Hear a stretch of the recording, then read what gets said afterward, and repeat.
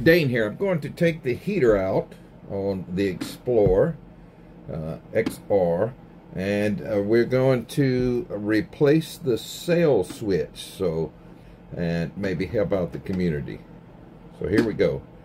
First thing, I got to take this cover off, and I'm going to take the not just the vent cover but the whole cover out to be able to slide the heater out, and you'll see that.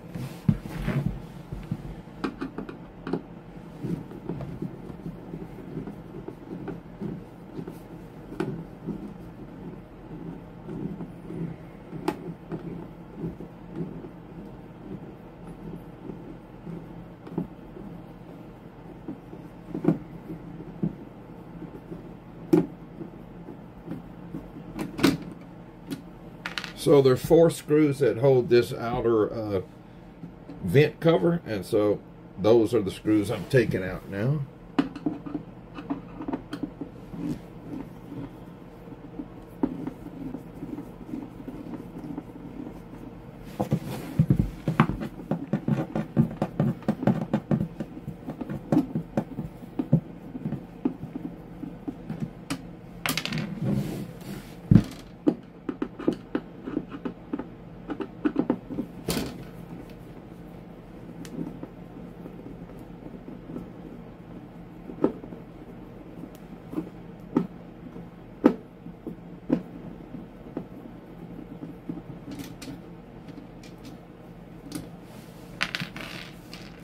Alright, so pulling this out, there's some flexible exhaust, kind of like your dryer duct at the house here. And there's actually, it connects to the heater, and there's a bracket that you can turn to a slot and pull it out without having to unscrew the clamps. So let me try that.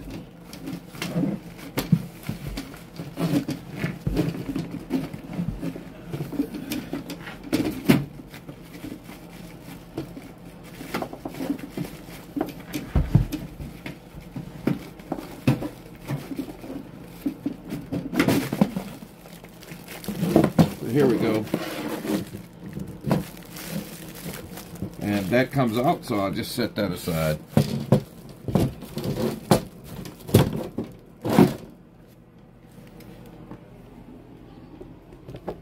So here's what it looks like inside of the box,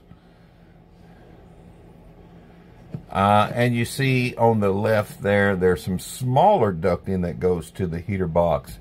And same thing, it has these twist type connectors on them, and there's also one on the bottom. There's one on the right, one on the left, and then one that connects to the bottom. So we'll have to unscrew these screws. There's 2 of them in the front here. After you take those screws out, you can basically pull the unit out. There's enough wiring and stuff slack to allow you to pull that out of the compartment, I should say. So let me get to that. I don't know if I'll be able to film that, but I'll try to disconnect these tubes. There's one over here on the right, and I can tell you, none of this is easy to get to, and you're kind of doing this by feel, right? Okay, so I have the one over here on the left disconnected. I'm gonna set it aside. Let's see if I can get the one on the right. Okay, that's disconnected. And then also, let me see, let me lower the camera down here and adjust it. There's a gas line in here also, so let me see if I can get a shot of that. Yeah. This is a real close shot of it. It's kind of tucked up underneath there. So I have the air ducting on the left and the right. My gas is turned off, and it should be pretty much bled out. So I've got to get some tools to disconnect this gas line now. So I have a couple of just crescent wrenches that'll find. Works pretty good. You need to hold a backup on the bracket to disconnect this gas line, or you'll just be bending the gas line portion that's built onto the heater.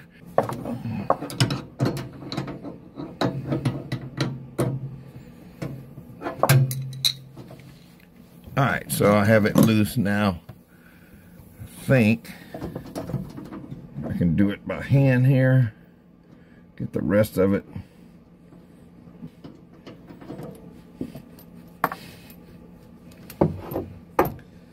Okay, so I have the gas line disconnected. Here it is. I'm just going to push it out of the way. You can't really do a whole lot with it. And now it's time to disconnect these two screws that I showed earlier.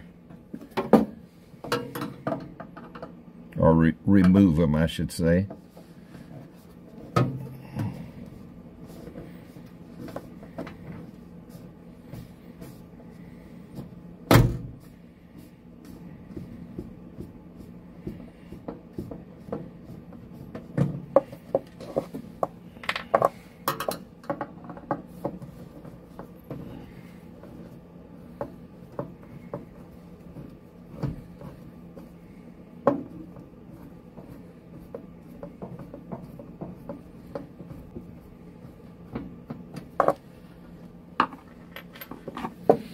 Okay, I got those two screws removed, and so really all there is to it now, I'm going to have to lift it up and disconnect the vent hose from the bottom that's in here. I don't know if you can see that in the video there, but it's up in here. So I'm going to put my gloves on because these edges here are sharp. So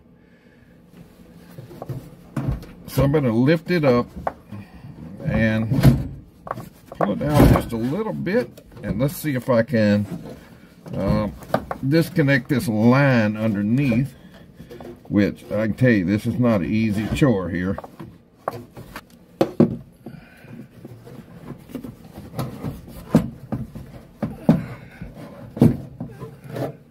Okay, you see the bracket over here.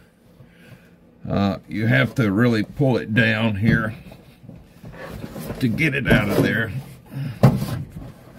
Gotta wiggle it around some. And here's the unit sliding out of the compartment.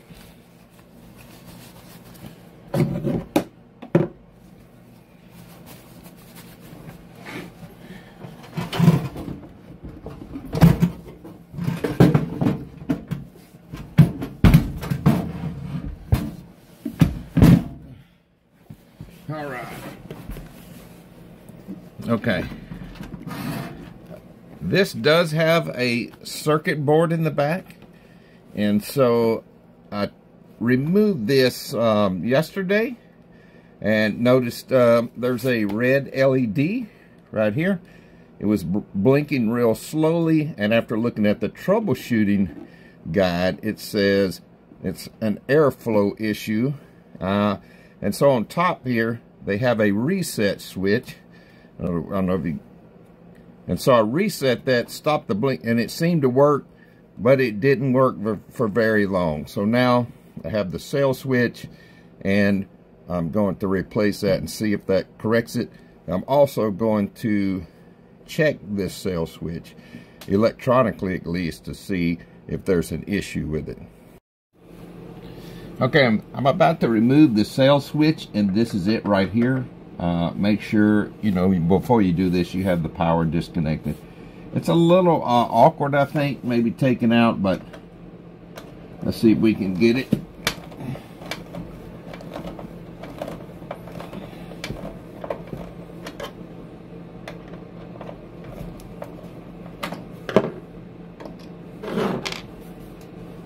Okay, this is one screw that you take out, and I'm going to leave the wires connected right this second for a minute here and take it, get it out.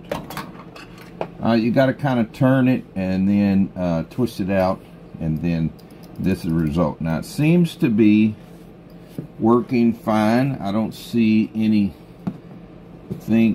causing it not to work. So we'll replace it and see what happens, and then I'll get my voltmeter and we'll check this thing to make sure it's working. So unplug the wires. I don't don't think it matters, but it's just a switch. But we'll kind of kink this one to say it goes in one position. So you need this small bracket right here, and I'm going to remove this from the old cell switch and put the new cell switch on.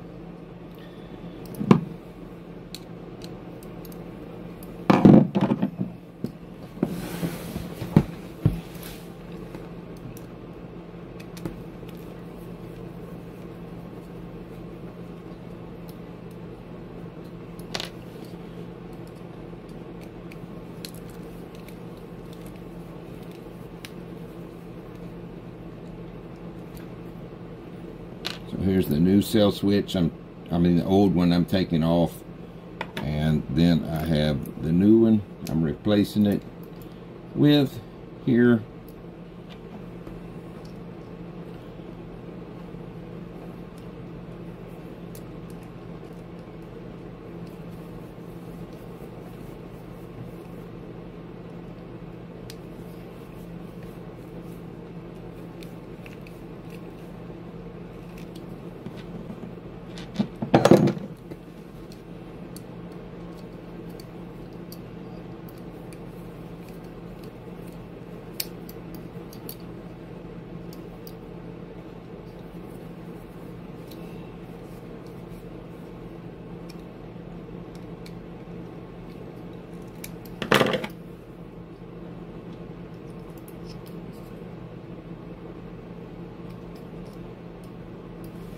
Okay, the old switch out, here's the new one, so let's put this in.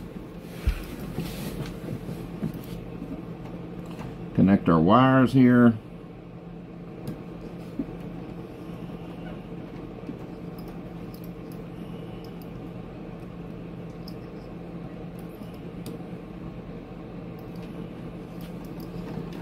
And then you can see you got to kind of turn it just a little bit, and kind of, you gotta be gentle with it, wiggle it around a little bit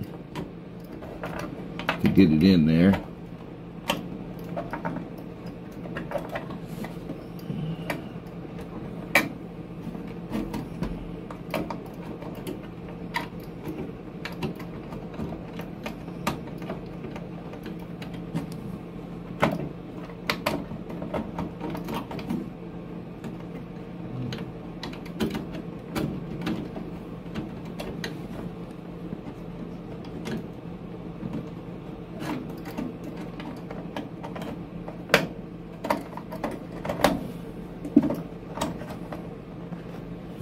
There we go. There, we got it.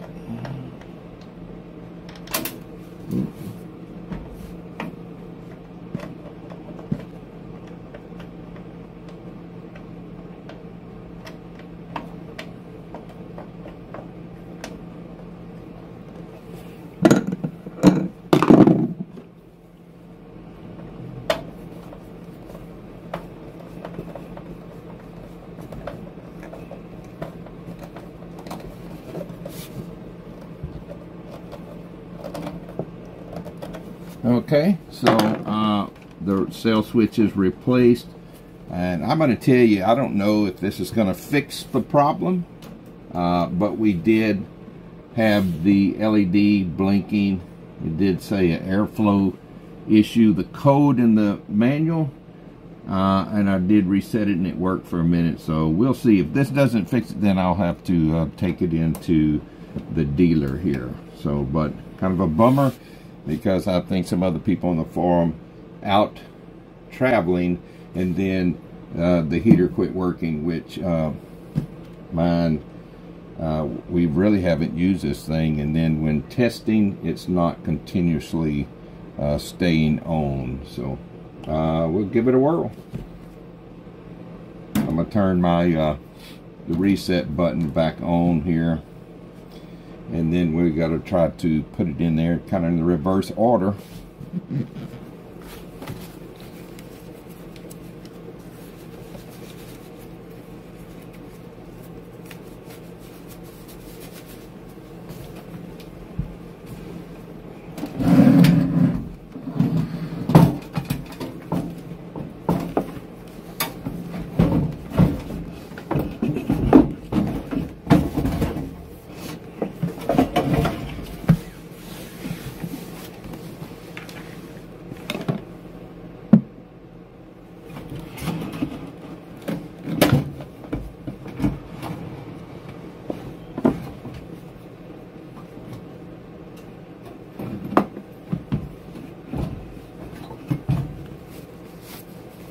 Now I've got to get that, try to get this bottom vent on, which I can tell you, it is a absolute pain.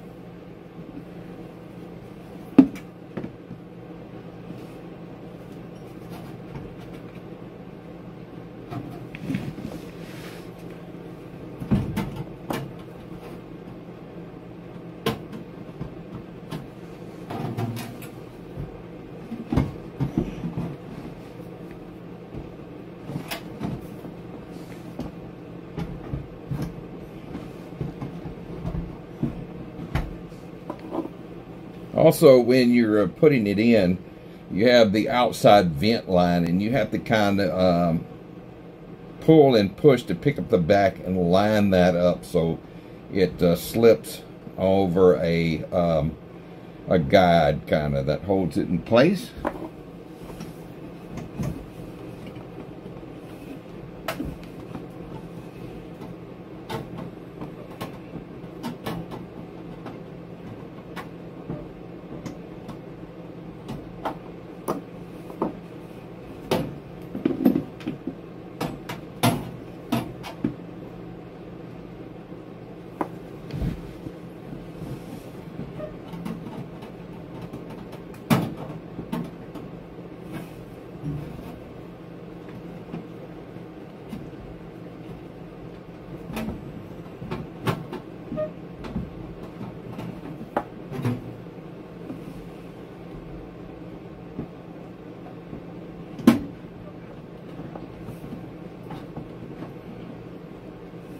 Okay, so that was me just getting that vent hose in, or a duct hose, the small one.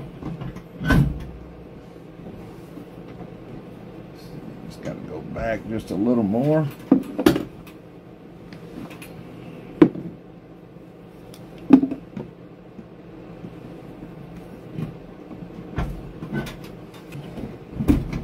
Here we go.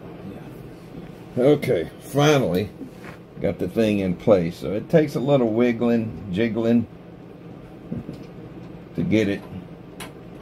Just be patient. Just be patient when you're doing it.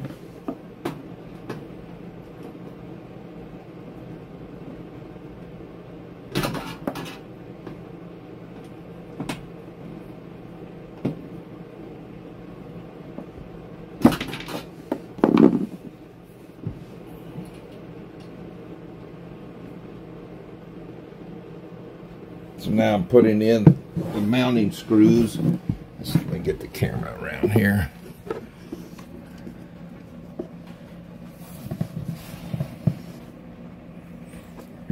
Replacing these screws now, so.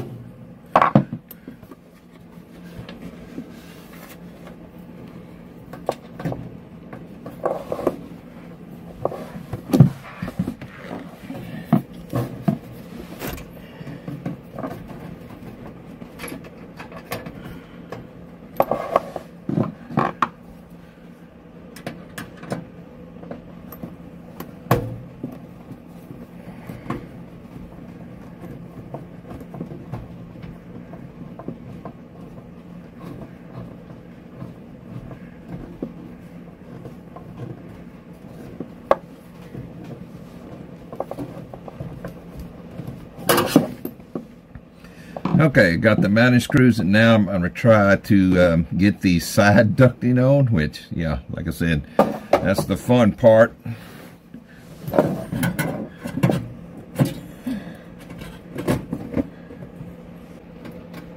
Okay, that's one.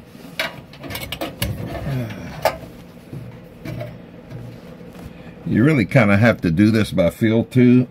You can feel it on the housing here and feel the slot where this tab goes in, and that'll help you. And they're basically 90 degrees or pointing directly to the side of the trailer, it seems like. So that should help you. But you still, I guess you could put a mirror up in there if you wanted to fill it. So I'm gonna have to move the camera to get this one. So.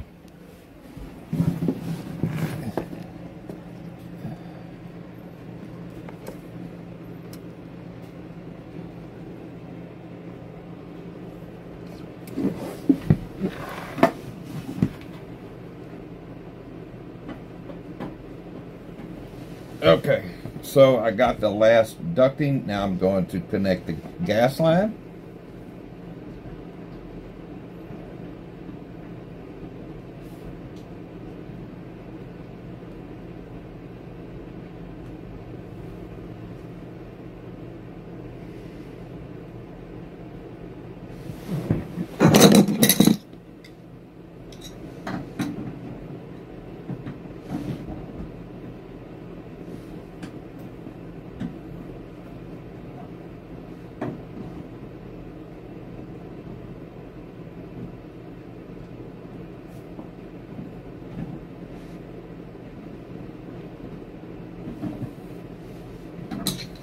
All right, I got my gas line connected. What I'm going to do now is turn on the propane. You want to make sure here that your unit is not on when you turn the propane on. There's some valves in the lines of the propane cylinders that sense when you have a leak, and if you do that calling, it can trigger those to shut your propane off somewhat, from what I understand. So I'm going to make sure my thermostat here is set to the off position. I'm going to turn the propane on, and then what I'm going to do is I'm going to use the stove to bleed out the propane line, at least some of it, because I do have brand new propane bottles that I installed yesterday that I haven't turned on. So I'll be back in a minute.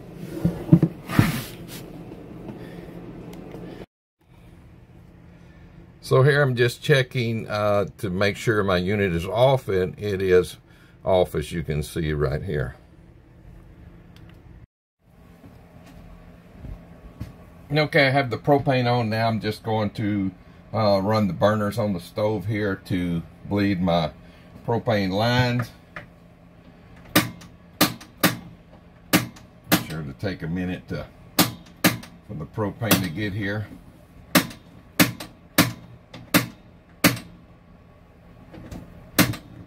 There we go. So we have fire on one. Let's just light another one here. Let it burn a minute here.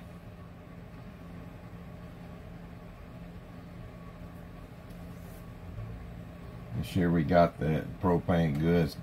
Got a beautiful blue flame.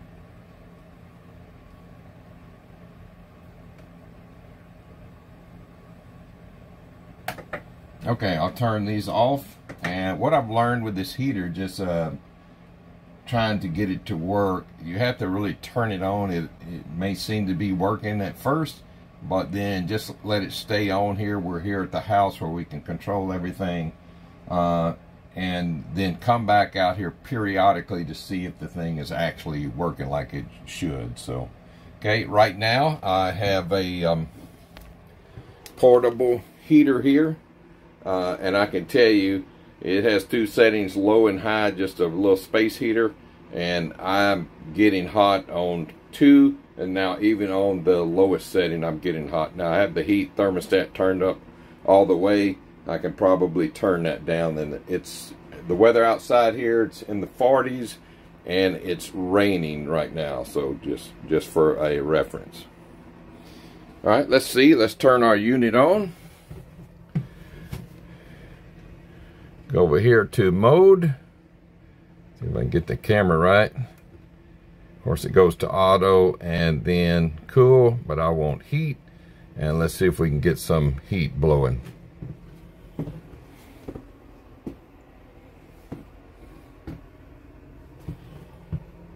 You can see I have my thermostat set to 75. Let's raise that up because it's pretty warm in here right now. I'll turn my space heater off.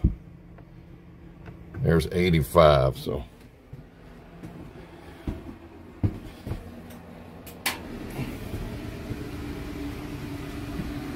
Okay, so the heater just came on. It's blowing out, so see, are we getting warm yet with the, I hear the burner just came on, so.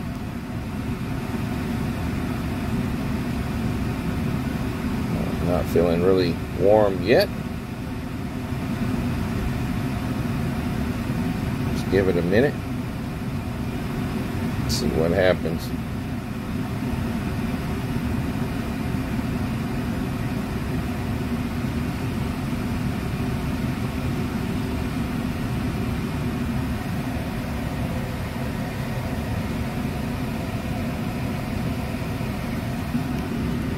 Oh yeah, we have heat going on.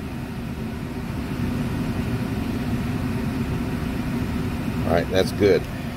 So what I'm going to do, I'm going to stop the video right here. I'm going to install the cover, and then I'm going to turn the heater off because it gets hot. It'll burn your hand here. Turn it off, and then install the cover and everything back, and then we'll put it to heat, and then we'll come check on it periodically today and see if it continuously works. So that's the problem I seen before I reset it. It worked, seemed like it was working, but then when I come out here later, it's not, it doesn't work anymore. So we'll see what happens.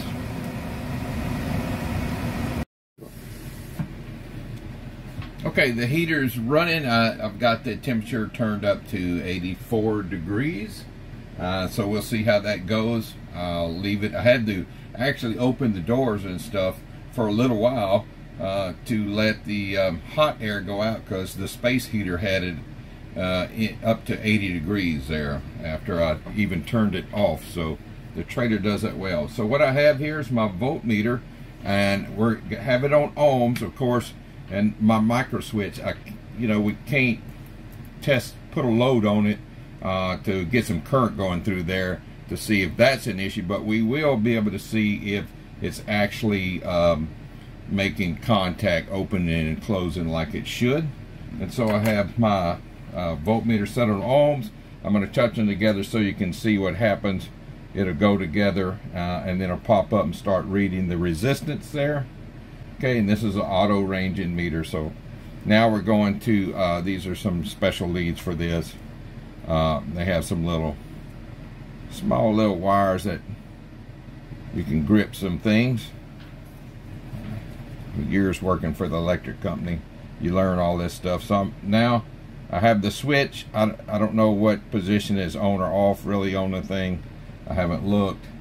So that's showing open still. So let's pull the lever there, and actually it is saying it is making contact and showing the resistance there. So let's open it up, close it